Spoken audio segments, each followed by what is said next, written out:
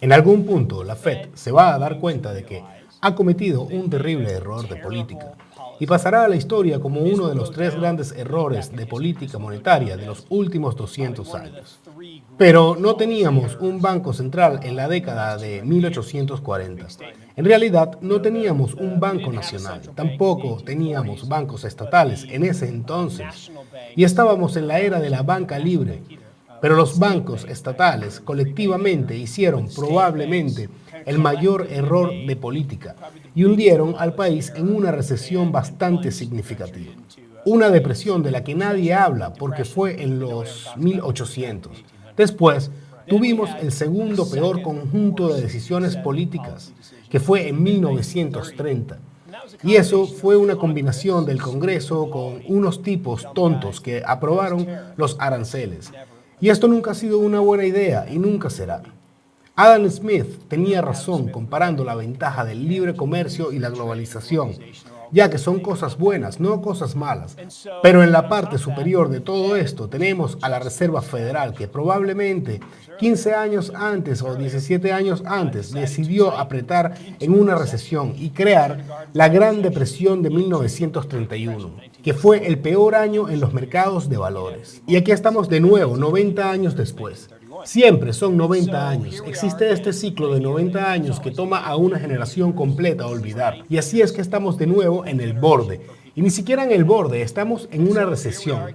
Es como una recesión modesta, como la del 2001.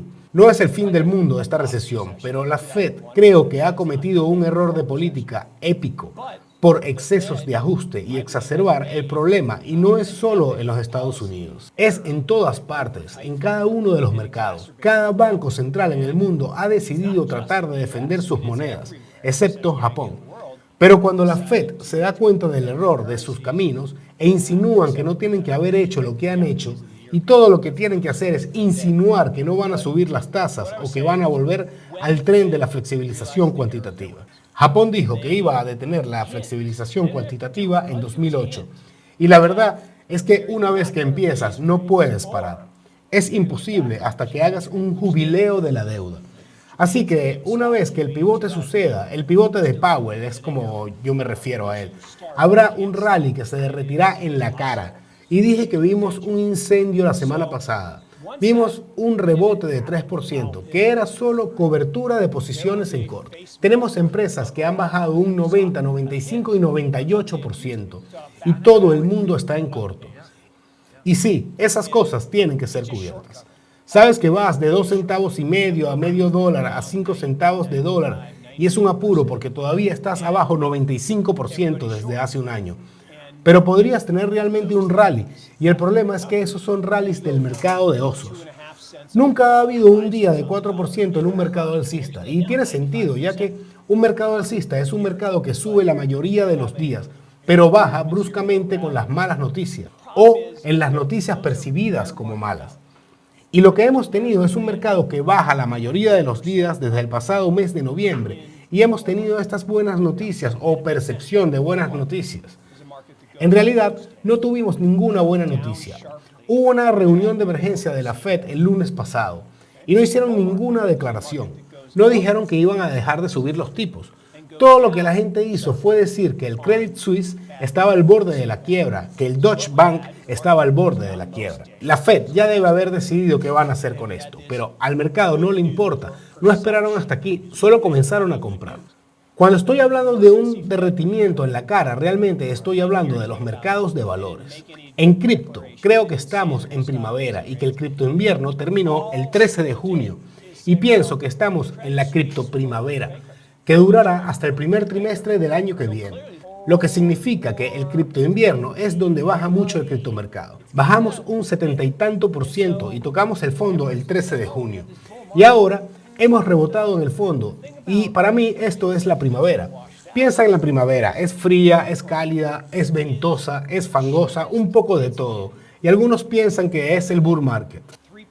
La razón por la que el sentimiento está tan desvanecido es que Bitcoin está a solo 3% más barato en relación con su historia de 14 años. Así que por eso la gente está descontenta. Por otro lado, Los mercados de valores, a pesar de haber bajado un 21% este año, están todavía 93% más caros de lo que deberían. Las acciones caras podrían caer más del 50%, solo para volver a su valor justo. Así que posiblemente las acciones bajen más y Bitcoin se mantenga. Creo que esto es lo que podría suceder. ¿Por qué?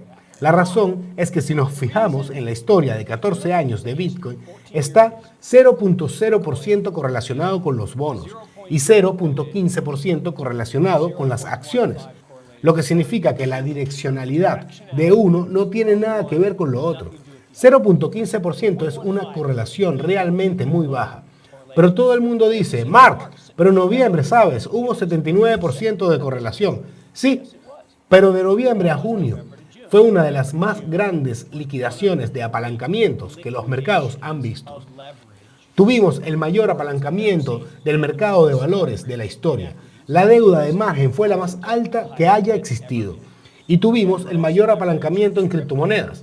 Michael Burry señaló esto en realidad hace un año, en febrero, por lo que fue muy temprano para decir, miren, hay demasiado apalancamiento. En una liquidación, justo cuando el pelotón baja 95% y se obtiene una llamada al margen porque compraste el pelotón en el margen, no se llega a vender el pelotón. Tienes que vender bonos, oro, efectivo, Bitcoin. Así que esto es lo que ocurre en las liquidaciones. Y volveremos a marzo del 2020, donde todo cayó. Pero entonces Bitcoin se recuperó muy fuertemente desde la parte inferior hacia arriba, mucho más que las acciones, porque no está correlacionado con las acciones a largo plazo. Pero esas ventanas cortas de liquidación hizo a la gente vender lo que podía, no lo que quería. Y es por eso que los bonos lo hicieron tan mal, es decir, con el aumento de las tasas de interés. Es por eso que el oro lo ha hecho tan mal. Ya sabes, todo el mundo decía que el oro se supondría estaría muy bien en una recesión. Y sí, esto es lo que normalmente debería hacer el oro, a menos que tengas que venderlo para pagar tu deuda de llamada al margen. Gracias por llegar hasta aquí. Recuerda suscribirte, compartir y activar la campanita de notificaciones.